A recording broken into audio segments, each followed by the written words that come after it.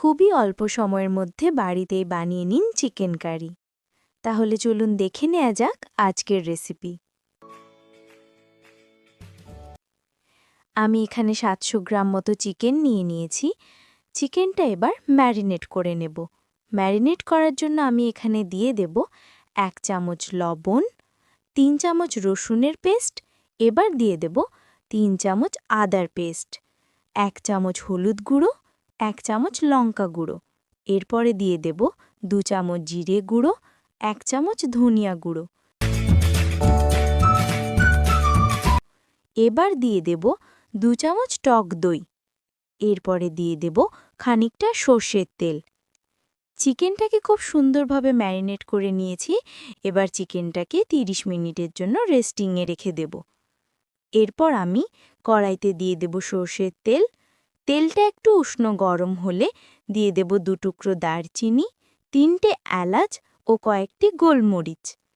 এবার দিয়ে দেব 3টে মিডিয়াম সাইজের পেঁয়াজ কুচি। এবার পেঁয়াজটা যতক্ষণ না লাল লাল হচ্ছে ততক্ষণ পেঁয়াজটাকে ভাজতে থাকব। এরপরে দিয়ে দেব একটা বড় সাইজের টমেটো কুচি।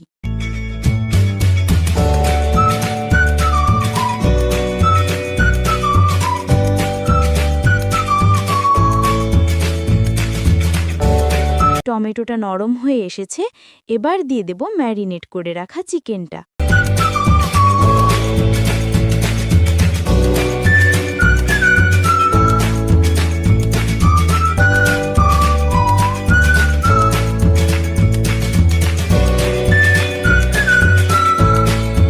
এবার দিয়ে দেব কয়েকটা চেরা কাঁচা লঙ্কা।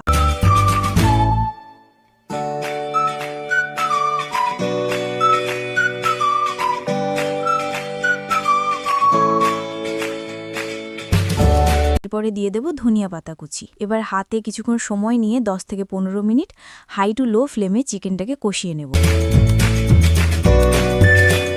আমার চিকেনটা কষানো কমপ্লিট হয়ে গেছে। এবার 1 গ্লাস মতো জল দিয়ে দেব।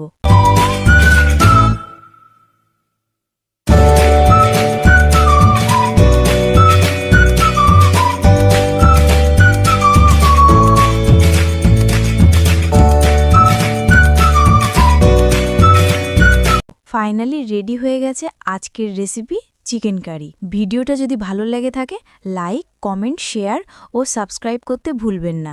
সবাই সুস্থ থাকবেন, ভালো থাকবেন।